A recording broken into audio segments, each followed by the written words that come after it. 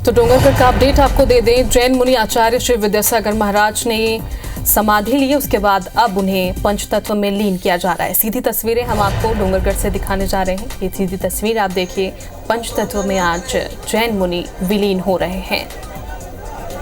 रात 2:30 बजे उन्होंने समाधि ले ली थी, उसके बाद पूजन क्रिया अभी संपन्न हुई है। उसके बाद स्टार जैन हमारे सहयोगी सीधे फोन लाइन पर जुड़े हैं। तो स्टार, भारी जन सैलाब उमड़ा हुआ है, क्या स्थिति है वहां की?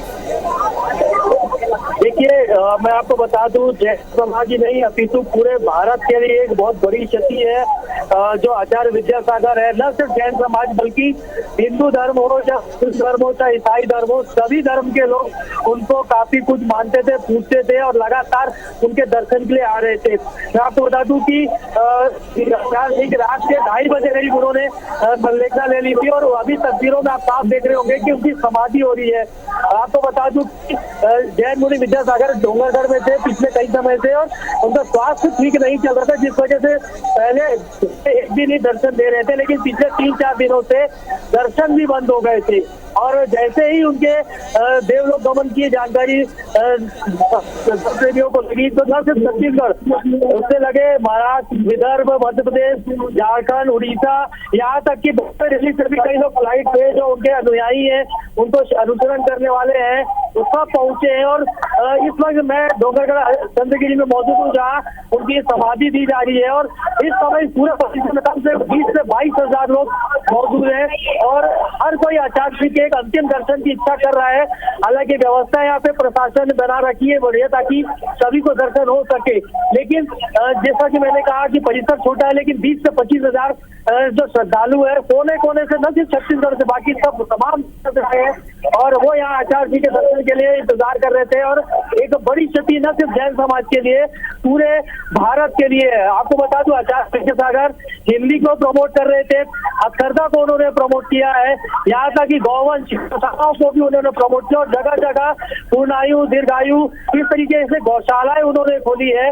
और चंद्रगिरी में भी उन्होंने गौशालाएं खोली थी। हथकरघा को काफी वो प्रोत्साहित कर रहे थे और यहाँ तक कि हथकरघा के साथ साथ जो गौमूत्र है, गौधन है, गौवंश है, उसको काफी ज्यादा प्रमोट करते थे। और एक प्रकार से पूरे जैन समाज के आज के समय में सबसे बड़े गुरु थे, या यूं कहा जाए समाज की तरफ से, लोगों की तरफ से उन्हें दृष्टि के वर्तमान के तीर्थंकर भी मानते थे और इसलिए उनका देवलोक होना एक बड़ी क्षति है। हालांकि जैन समाज के हिसाब से देखा जाए तो इसे एक बहुत अच्छा मानते हैं, क्योंकि आचार्य जो शायद ऐसा माना जाता है कि मोक्ष पधारे होंगे और यह शायद इसीलिए वर्तमान के तीर्थंकर उन्हें कहा जाता था। लेकिन अपने साधु संत को खोना ये पूरे समाज के लिए एक बड़ी क्षति है यहाँ पर। और जो दर्शन पाने के लिए दूर दूर से करीब 20 से 25 हजार की संख्या में लोग यहाँ पहुंचे हुए हैं।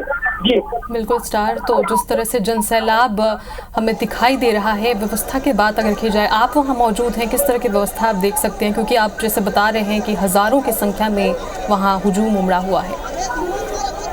देखिए, यहाँ 20 से 25 हजार लोग हैं, पुलिस भी मौजूद है, लेकिन भगदड़ जैसी स्थिति बिल्कुल नहीं है, क्योंकि हर कोई एक दूसरे का समर्थन कर रहा है, सपोर्ट कर रहा है, क्योंकि हर कोई चाहता है कि वो आचार्य जी के अंतिम दर्शन कर ले। और दूर दूर जैसे ही देर रात करीब 2:30 बजे उनके देवलोक गमन की खबर फैली, लोग 3 बजे, 3:30 बजे, 4 बजे जिसको जैसे जानकारी मिली निकलते गए और यहाँ आते गए।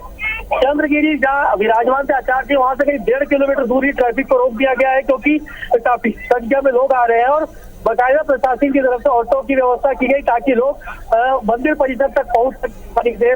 और सबसे बड़ी बात है कि इतनी ज्यादा संख्या है, परिसर छोटा है, लेकिन उसके बाद भी स्थिति नहीं है। पूरी विधि विधान के साथ उनकी पंचतत्व विलीन की क्रियाएं की जा रही है और श्रीफल चढ़ाकर लोग उनका अंतिम दर्शन कर आचार्य जी का आशीर्वाद प्राप्त करें। सबसे बड़ी बात है कि इतनी संख्या में लोग पहुंचे हैं, उसके बावजूद यहाँ पर कहीं कोई धक्का मुक्की या फिर अव्यवस्थाओं की स्थिति नहीं है। हर कोई आसानी से आचार्य जी का अंतिम दर्शन यहाँ पे कर रहा है। तो स्टार, आप वहाँ मौजूद हैं, मिनट टू मिनट आप अपडेट दे रहे हैं। ज़रा ये बताइए हमारे दर्शकों को कि किस तरह से प्रक्रिया संपन्न हुई है। सुबह से ही काफ़ी भीड़ दिखी जा रही थी, डोंगरगढ़ पहुँच रहे थे सभी लोग, तो सुबह से लेके अभी तक की जो प्रक्रिया हुई है वो ज़रूर बताइए। देखिए, आपको बता दूं कि आचार्य जी ने 3 दिन पहले ही संलेखना जैन धर्म में एक मोक्ष की प्राप्ति का रास्ता उसको संलेखना माना। तब 3 दिन पहले ही उन्होंने संलेखना धारण कर ली थी, मतलब उपवास कर लिए थे, अनाज सब छक दिए थे और मौन धारण कर लिए थे। 3 दिन से वो मौन पे थे और देर रात 2:30 बजे जब उनका देवलोक गमन हुआ तो फिर उनको विराजमान कर दिया गया एक जगह। और इससे पहले उन्होंने अपनी आचार्य पदवी भी अपने एक शिष्य को सौंप दी है, ऐसी जानकारी मिली है। और प्रक्रिया की जहाँ तक बात करें तो एक मुहूर्त के हिसाब से 1 बजे का समय निर्धारित किया गया था और तब से लेकर अब तक आचार्य जी जो है एक जगह उनको विराजमान करके रखा गया था। 1 बजे डोला जैन समाज में जो पार्थिव शरीर है पंचतत्व क्रिया के लिए ले जाया जाता है, उस प्रक्रिया को डोला बोलते हैं।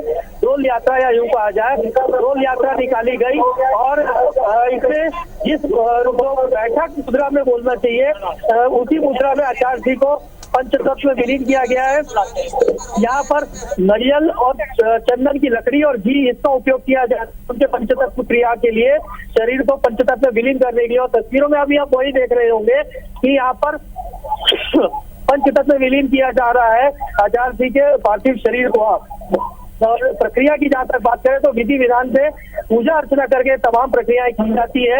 और ये जैन समाज के लिए वैसे देखा जाए तो जैसे मैंने कहा कि एक बड़ी क्षति है, लेकिन समाज में देखना को बड़ा पर्व के रूप में माना जाता है, बड़े खुशी के रूप में माना जाता है कि ऐसा माना जाता है कि आचार्य शायद वो देवलोक गए हैं और मोक्ष प्राप्ति की। और जैसे आचार्य विद्यासागर जी के कहा जाता था कि वर्तमान के तीर्थंकर रहिए, तो ये प्रक्रिया होती है दिन भर की। तो स्टार शिष्यों और लोगों के भारी भीड़ के बीच डोला अग्निकुंड के पास लाया गया, लेकिन इतनी भारी भीड़ है और हर कोई चाहता है कि उनके आखिरी दर्शन वो कर सकें, तो इसे किस तरह से मैनेज किया गया वहां पर? देखिए सुबह 2:30 बजे आचार्य जी देवलोक चले गए थे, उसके बाद उनके पार्थिव शरीर को रख दिया गया था और काफी जो एक बड़ा एरिया है वहाँ पर रखा गया था ताकि लोग दूर से भी दर्शन कर सके और एक एक करके सबको दर्शन करने दिया जा रहा था। और करीब ठीक 1 बजे उनकी अंतिम यात्रा डोल यात्रा जिसे कहती है वो निकाली गई और उसके लिए बैरिकेड बना दिया गया था। बैरिकेड के दोनों तरफ लोगों को खड़े करने कह दिया गया था और बैरिकेड के साथ साथ भी लोग व्यवस्थित रूप से चल रहे थे और इस तरीके की व्यवस्था बनी ताकि जितने भी लोग यहाँ पहुंचे हैं सबको अंतिम दर्शन हो जाए आचार्य जी के। और सबने अंतिम दर्शन किया और ये सभी लोग गोला घेरा बना के व्यवस्थित रूप से इस तरीके की व्यवस्था की गई ताकि चारों दिशाओं से लोगों को कोई कमी नहीं थी स्टार। और जिस हिसाब से उनके दर्शन के लिए लोग पहुंचे थे उनके लिए भी खास तौर पर इंतजाम जैसा कि आपने बताया किए गए हैं। फिलहाल शुक्रिया स्टार जानकारी के लिए।